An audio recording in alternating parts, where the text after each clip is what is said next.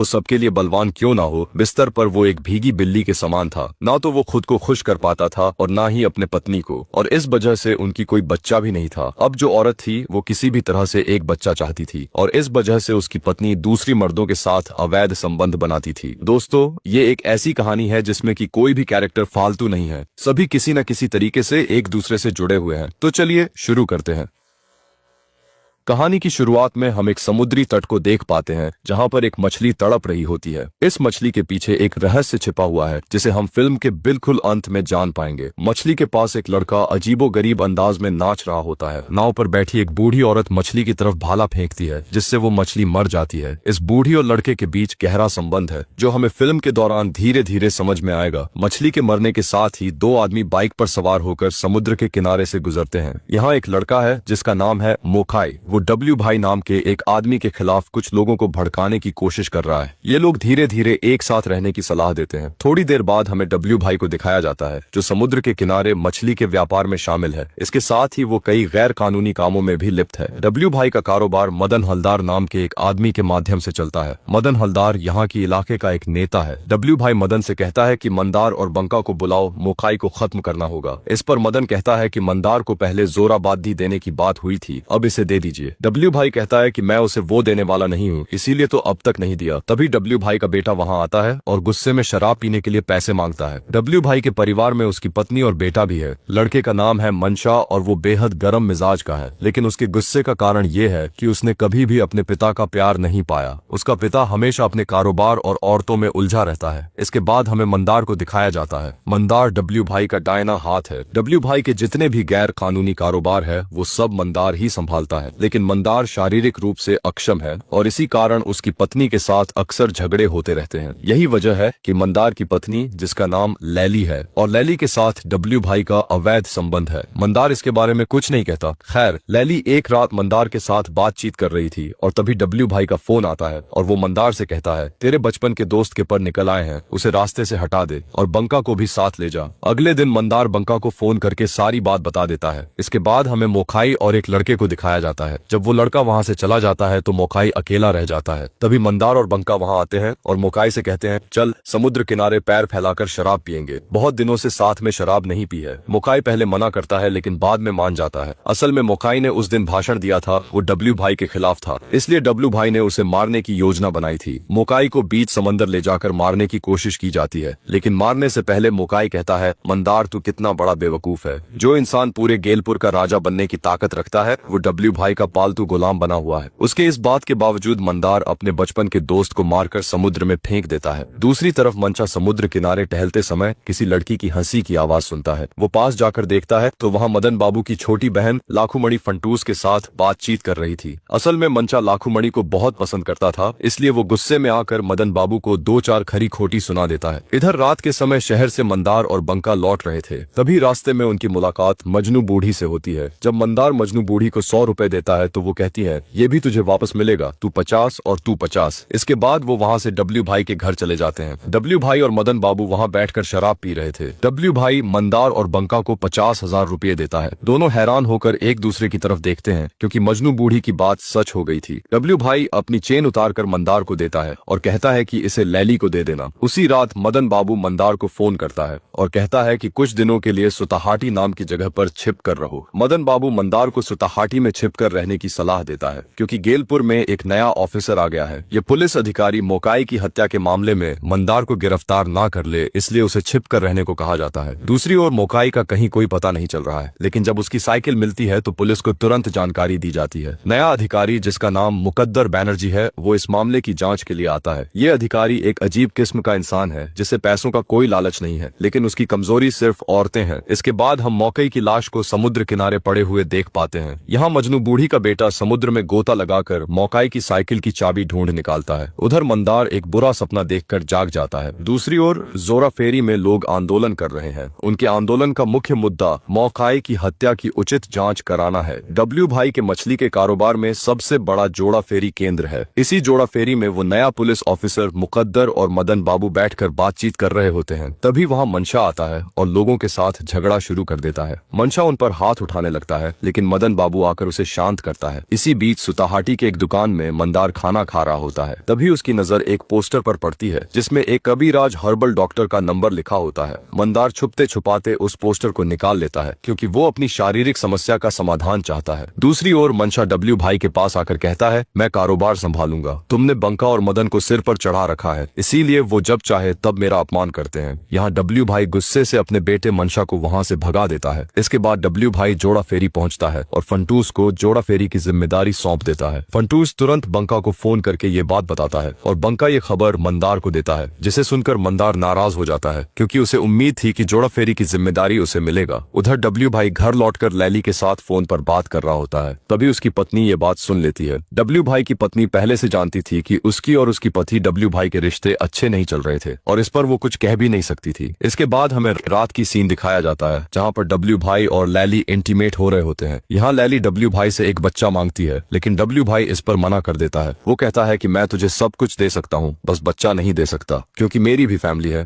थोड़ी देर बाद लैली मंदार को फोन करती है और उसे डॉक्टर से मिलने के लिए कहती है। अगले दिन मंदार उस पोस्टर में दिए गए पते पर डॉक्टर से मिलने जाता है। इसी बीच डब्ल्यू भाई की पत्नी लैली के पास आती है और उसे बहुत खरी खोटी सुनाकर वहाँ से चली जाती है। जब डब्ल्यू भाई की पत्नी चली जाती है तो मंदार लैली को फोन करके बताता है कि डॉक्टर ने उसे दवाइयाँ दी हैं। लैली मंदार से कहती है, अगर मैं कहूँ कि किसी को मार डाल तो क्या तू मार पाएगा? मंदार पूछता है, क्यों, क्या हुआ? लैली कहती है, तू कब आएगा? मंदार जवाब देता है, कल सुबह आ जाऊंगा। इसके बाद हमें मजनू बूढ़ी के लड़के को दिखाया जाता है जो उसे बताती है कि राजा लौट रहा है। मजनू बूढ़ी पेड़ से उतरकर कहती है, लौटने दे राजा को। इधर मंदार घर वापस लौट चुका होता है और इस बार वो लैली के साथ शारीरिक संबंध बनाता है। लैली उसे कहती है, तू राजा बनेगा, डब्ल्यू भाई का दर खत्म हो चुका है, अगर तू मेरी बात मानेगा तो मैं तुझे बच्चा दूंगी। अगले सीन में मदन बाबू, मजनू बूढ़ी, फंटूस और लाखों मणि की कुछ व्यक्तिगत वीडियो मंदार को भेजता है और कहता है कि मौके की हत्या के मामले को चुनाव से पहले सभी को बता देगा। वो ये भी कहता है कि अगर लोग जान जाएंगे कि मौके को किसने मारा तो कोई भी मदन बाबू को वोट नहीं देगा। मदन बाबू डब्ल्यू भाई से कहता है, मंशा को कुछ दिनों के लिए नए इलाके में भेज दो, जिस पर डब्ल्यू भाई मंदार और बंका को बुलाता है क्योंकि मंशा डब्ल्यू भाई की बात नहीं मानता। डब्ल्यू भाई अपनी पत्नी से कहता है कि वो मंशा को राजी कराए। इसी बीच लैली और मंदार एकांत में समय बिता रहे होते हैं। तभी बंका आता है और मंदार को बुलाता है। लैली बंका को अंदर आने के लिए कहती है लेकिन बंका की नजर लैली पर जाती है जो कि सिर्फ पेटीकोट पहनी हुई थी। यहाँ लैली बंका को भी अपने प्यार में गिराने के लिए लुभाती है लेकिन बंका अपनी सर नीचे कर लेता है। फिर दोनों जब डब्ल्यू भाई के घर पहुँचते हैं तो डब्ल्यू भाई मंदार को जिम्मेदारी सौंपता है कि वो मंशा को सुताहाटी के घर तक पहुँचाए। डब्ल्यू भाई के कहने पर रात को मंदार और मंशा बाइक से निकल पड़ते हैं और रास्ते में एक दुकान से शराब खरीदते हैं। वहाँ मंदार की मुलाकात मुकद्दर बैनर्जी से होता है और दोनों के बीच कुछ बातचीत होती है। इसी बीच लैली अपने घर को मोमबत्तियों से बहुत सुंदर तरीके से सजाती है। वहीं बंका लैली के बारे में सोचता रहता है। दूसरी ओर डब्ल्यू भाई लैली के पास आता है और कहता है, क्या बात है, आज तूने खुद मुझे बुलाया? लैली जवाब देती है, आज ही बुलाया, आगे से नहीं बुलाऊंगी। मंदार और मंशा फिर सुताहाटी के घर पहुंचते हैं जहां काम वाले की तबीयत खराब थी, इसीलिए मंदार और मंशा उसे घर भेज देते हैं। जब मंशा अपने पिता से बात करने बाहर जाता है, मंदार उसकी शराब की बोतल में बेहोशी की दवा मिला देता है और थोड़ी देर बाद मंशा जब उस शराब को पीता है तो वो बेहोश हो जाता है। इस बीच मंदार बैग लेकर अपने घर की ओर निकल पड़ता है। रास्ते में उसे अपने बचपन के दोस्त मोखाई की याद आती है और वो सोचता है कि उसकी शादी में उसने कितनी मस्ती की थी। उसे ये भी याद आता है कि शुरुआत से ही डब्ल्यू भाई उसकी पत्नी पर बुरी नजर डाल रहा था। गेलपुर आते समय मंदार समुद्र के पास एक साइकिल पर चढ़कर अपने घर की ओर जा रहा होता है। तभी समुद्र के किनारे मुकद्दर बनर्जी एक लड़की के साथ इंटीमेट हो रहा होता है। रास्ते में जब मंदार मजनू बूढ़ी के पास से गुजर रहा होता है तो उसकी मुलाकात मजनू बूढ़ी से हो गई। उधर मंदार के घर में डब्ल्यू भाई बेड पर सो रहा था। जब मंदार घर आता है तो वो डब्ल्यू भाई को उसके बीबी के साथ देख लेता है, जिसे देखकर वो गुस्सा हो जाता है और डब्ल्यू भाई को जान से मार देता है। बाहर डब्ल्यू भाई का ड्राइवर इंतजार कर रहा था। इस बीच डब्ल्यू भाई की पत्नी का फोन आता है और जब वो घर के अंदर आता है तो वो देखता है कि डब्ल्यू भाई मर चुका है। ठीक उसी समय मंदार पीछे से उसका मुंह दबाकर एक गोली चला देता है और ये सीन यहीं पर कट हो जाता है। अगले सीन में डब्ल्यू भाई का डेड बॉडी समुद्र के किनारे पड़ा होता है। सभी लोग वहाँ इकट्ठा हो जाते हैं और लैली भी दौड़ते हुए वहाँ पहुँचती है। वहाँ पर इंस्पेक्टर मुकद्दर बैनर्जी भी होता है। यहाँ लैली उसे देखती है और उसकी बाहों में बेहोश होकर गिर जाती है। इंस्पेक्टर मुकद्दर उसे संभालती है और उसकी प्राइवेट पार्ट्स को ताड़ने लगता है। इधर बंका फंटूस को बाहर भेज देता है क्योंकि उसे जोड़ा फेरी की जिम्मेदारी दी गई है। बंका को डर है कि मंदार कहीं उसे भी न मार दे। डब्ल्यू भाई की पत्नी मदन से कहती है कि मेरे मंशा को इस इलाके में मत आने देना क्योंकि वो उग्र स्वभाव का था और चुनाव से पहले वो कोई परेशानी ना खड़ी कर दे, इसलिए उसे दूर रखा गया है। जब मदन मंशा को कॉल करता है तो मंशा की होश वापस आ जाती है। असल में मंदार ने मंशा की शराब में बेहोशी की दवा मिला दी थी ताकि अगर वो घर से बाहर जाए तो भी वो कोई प्रतिरोध ना कर पाए। मंदार ने मंचा को फिर से उस घर में जाकर सोने के लिए कहा। फिर मंचा मंदार को जगाकर कहता है, मंदार, मेरे पिता को किसी ने मार डाला है। मंदार मंचा से कहता है, मुझे 2 दिन का समय दो, जिसने डब्ल्यू भाई को मारा है मैं उसे खुद मार दूंगा। इसी बीच बंका फंटूश को बस में चढ़ा देता है। गेलपुर के जोड़ा फेरी में काम करने वाले लोग कुछ देर के लिए मौन रखते हैं। फिलहाल जोड़ा फेरी की जिम्मेदारी मंदार को सौंप दी जाती है। यहाँ मजनू बूढ़ी की बातें सच हो जाती हैं और मंदार राजा बन जाता है। कुछ समय बाद मंदार इंस्पेक्टर मुकद्दर के पास पहुंचता है, क्योंकि इंस्पेक्टर मुकद्दर ने उसे बुलाया था। मुकद्दर मंदार से कहता है कि उसे पता चल गया है कि इस हत्या को मंदार ने ही किया है। वो मंदार से रिश्वत के तौर पर लैली को मांगता है। मंदार गुस्से में आ जाता है और इंस्पेक्टर मुकद्दर से कहता है, अगर मुझे तुम्हारे पास रहकर काम करने का मौका मिलता है तो तुम्हारे लिए ये फायदेमंद होगा। घर लौटने पर मंदार लैली से ये बात कहता है। लैली गुस्से में आकर मना कर देती है। तब मंदार उसे गुस्से में कहता है, तू तो डब्ल्यू भाई के साथ रातें बिताती थी, मैंने कुछ नहीं कहा। आज मेरी बात सुन, तू चाहती थी ना कि मैं गेलपुर का राजा बनूं, तो अब मालिक की बात सुन। रात को मदन बाबू इंस्पेक्टर मुकद्दर को अपने घर खाने के लिए आमंत्रित करता है। इंस्पेक्टर मुकद्दर खाने का आयोजन खत्म करता है। यहाँ इंस्पेक्टर मुकद्दर बाहर जाते हुए कांस्टेबल से कहता है, इनके ऊपर थोड़ा ध्यान रखना। अगले दिन बंका मदन बाबू को मजनू बूढ़ी के बारे में बताता है। मदन बाबू कहता है कि तो फिर हमें उससे मिलना चाहिए। रात को जब वो बाहर जाते हैं तो तब फंटूश लाखूमणि की घर पर आता है। वहीं उस रात इंस्पेक्टर मुकद्दर लैली के साथ समय बिताने आता है। दूसरी ओर मंदार मजनू बूढ़ी को बुलवाने आता है, लेकिन वो वहाँ नहीं होती। मजनू बूढ़ी का बेटा वहाँ खाना खा रहा था। मंदार उससे पूछता है, बूढ़ी कहाँ है बेटा? तो वो कहता है, बूढ़ी नहीं है, तुम कौन हो? फिर मंदार उसे कहता है, क्या तुम मेरे बारे में जानते हो? तो मजनू बूढ़ी का बेटा जवाब देता है, मैं सब जानता हूँ। तुम कमजोर हो, तुम राजा नहीं हो, कोई और राजा है और वो तुम्हें मार डालेगा। मंदार कहता है, कौन आएगा मुझे मारने? इस पर लड़का जवाब देता है, तुझे जल्द ही पता चल जाएगा, तू जरूर मरेगा। यहाँ मंदार कहता है, मुझे कौन मारेगा? मैं पहले ही उस राक्षस को मार डालूंगा। इस पर वो लड़का कहता है, तुम नहीं मार पाओगे। मंदार फिर कहता है, बूढ़ी को बुला, नहीं तो तुझे जो पूछ रहा हूँ उसका जवाब दे। मुझे कब मारेगा? ये सब कब होगा? लड़का फिर कहता है, पहले तुम्हारी बीवी तुम्हारे सिर पर चढ़ेगी और तुम पैरों तले रहोगे। ये कहकर वो दौड़ते हुए वहाँ से भाग जाता है। जब मंदार लौटता है तब बंका और मदन बाबू से मिलता है। अगले सीन में रात को फंटूश जब अपने प्रेमी से मिलने आता है तब कांस्टेबल फोन करके इंस्पेक्टर मुकद्दर को इसके बारे में इन्फॉर्म करता है। इंस्पेक्टर मुकद्दर ये जानकारी मंदार को देती है। उस रात डब्ल्यू भाई की ड्राइवर को मंदार ने मारा नहीं, बल्कि उसने फंटूश को मारने के लिए उस ड्राइवर को भेजा।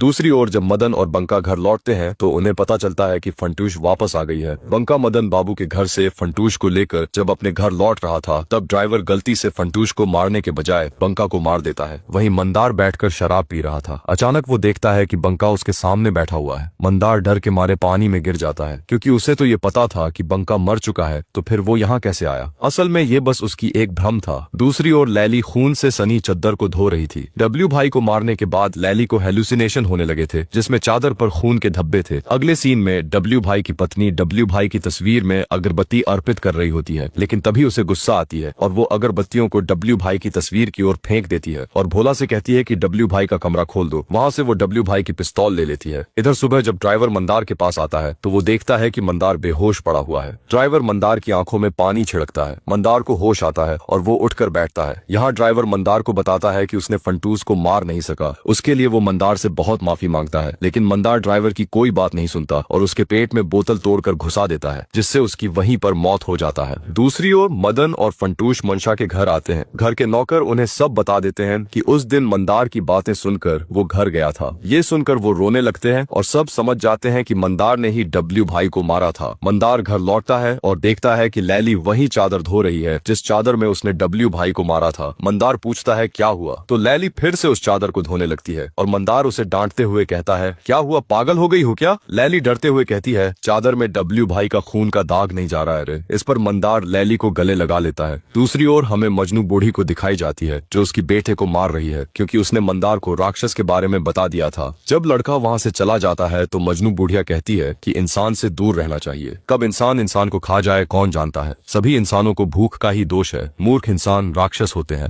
दूसरी ओर मंदार अपनी पत्नी से बात करता है और कहता है, आज मुझे मटन खाना है, जल्दी से लाओ और बहुत सारा लाओ, कबाब बनाकर खाएंगे, एकदम बढ़िया सा बनाना। इस पर लैली कहती है कि खाना अगर बढ़िया ना बना तो क्या करोगी, गोली मार दोगे? यहाँ मंदार उसे गले लगा लेता है। तभी लैली कल्पना करती है कि डब्ल्यू भाई बिस्तर पर बैठा हुआ लैली को देख रहा है और वहीं मंदार भी कल्पना कर रहा होता है कि बंका भी उसे देख रहा है। इसके बाद लैली मटन लेने चली जाती है, जबकि डब्ल्यू भाई की पत्नी लैली को मरने पिस्तौल के साथ मंदार के घर आती है, जहाँ यहाँ पर वो मंदार को देखती है और उसे मरने के लिए पिस्तौल निकालती है, लेकिन मंदार उसको पकड़ लेता है और उसके साथ जबरदस्ती करता है। इतने दिनों तक डब्ल्यू भाई ने मंदार की पत्नी के साथ मजे लिए थे और अब मंदार उसकी बदला लेता है उसके पत्नी के साथ जबरदस्ती करके। यहाँ मजनू बूढ़ी का लड़का ये देख लेता है और जोर जोर से हंसने लगती है। मंदार उसे भगाने के लिए उठता है और देखता है कि लैली उसके पीछे खड़ी है। दूसरी ओर मदन बाबू की बहन इंस्पेक्टर मुकद्दर को 2 बजे आने के लिए कहती है। घर पर कोई नहीं है, इसलिए मंदार दोपहर का भोजन करती है और सो जाती है। लैली काम खत्म करती है और वो चादर लेती है जिस पर डब्ल्यू भाई की खून लगी हुई थी। इधर मंदार अपने सपनों में मरे हुए लोगों को देखती है जिससे उसकी नींद टूट जाता है। वो लैली को खोजने के लिए उठता है लेकिन वो कहीं नहीं मिलती है। तभी उसे घर के बाहर एक लड़का दिखाई देता है जो उस पर हंस रहा था। मंदार को उसके ऊपर गुस्सा आता है और वो उसे मारने के लिए उसके पीछे जाता है। यहाँ वो लड़का मंदार को समुद्री तट पर ले जाता है जहाँ पर मंदार देखती है कि नाव में एक लकड़ी पर लैली की लाश लटक रही है, जिसे देखकर मंदार की तो होश उड़ जाती है। दूसरी ओर इंस्पेक्टर मुकद्दर लाखूमणि के पास आता है। मुकद्दर कपड़े उतारकर शारीरिक संबंध बनाने के लिए रेडी हो ही रहा होता है कि तभी पीछे से मदन बाबू और फंटूश उसकी वीडियो बना लेते हैं। फिर उस वीडियो से मुकद्दर को ब्लैकमेल करते हैं और उसे मंदार को बुलाने के लिए कहता है। असल में मदन बाबू घर पर ही था और ये सब मदन बाबू और फंटूस का प्लान था। उन्होंने इंस्पेक्टर मुकद्दर को फंसा दिया। दूसरी ओर मंदार ने उस लड़के को पकड़ लिया और उससे पूछा, मुझे कौन मारेगा? लड़का ये सुनकर हंसी में झूमने लगा। गुस्से में आकर मंदार ने लड़के के गले में एक रस्सी डाल दी और उसे पेड़ से लटका दिया। तभी वहाँ मजनू बूढ़ी लकड़ी लेकर आती है और देखती है कि उसका बेटा रस्सी से लटका हुआ है और दूसरी ओर रस्सी पकड़कर खड़ा है मंदार। मजनू बुरी कहती है, उसे छोड़ दे, नहीं तो कल तेरा बुरा होगा। मंदार किसी की भी बात नहीं सुनता और वो लड़के को मार डालता है। मजनू बूढ़ी गुस्से में कहती है, तू इंसान नहीं राक्षस है। दरअसल लड़के ने जो राक्षस की बात की थी वो मंदार को ही निशाना बनाकर कहा था। दूसरी ओर डब्ल्यू भाई की पत्नी से अपने शरीर को धो रही थी। तभी मंशा अपनी माँ की सफेद साड़ी लेने आती है ताकि उसी साड़ी से मंदार को मारा जा सके। उधर मंदार को जहाँ आने के लिए कहा गया था वहाँ वो जा रहा था। इंस्पेक्टर मुकद्दर भी वहाँ आता है। मजनू बूढ़ी एक भाला और उस लड़के की लाश लेकर चला जाता है। मंदार समुद्र के किनारे आता है और देखता है कि एक नाव पर 2 बच्चे बैठे हैं जिनके साथ लैली है। मंदार खुशी से उन्हें देखता है और लैली से बात करने लगता है। असल में वो लैली नहीं थी बल्कि लाखूमणि थी। मंदार लाखूमणि को देखकर लैली की कल्पना कर रहा था। ठीक तभी पीछे से फंटूश और मंशा आकर उसे मारने लगते हैं, लेकिन वो मंदार के साथ ज्यादा कुछ नहीं कर पा रहे थे। लेकिन तभी अचानक पीछे से कोई एक भाला फेंकता है जो कि मंदार के गले में घुस जाता है और उसे मार देता है, ठीक वैसे जैसे उसने डब्ल्यू भाई को मारा था। यहाँ आपको याद दिला दूं कि मंदार की मौत ठीक उसी तरह से होता है जैसा हमने फिल्म के शुरुआत में मछली को मरते हुए देखा था। और तब भी मजनू बूढ़ी ने भाला फेंकी थी और यहाँ भी मजनू बूढ़ी ने ही भाला फेंका। और इसी के साथ ये कहानी यहीं पर खत्म हो जाता है। तो दोस्तों, कैसी लगी आपको ये कहानी? उम्मीद करूंगा कि आपको ये कहानी पसंद आई होगी।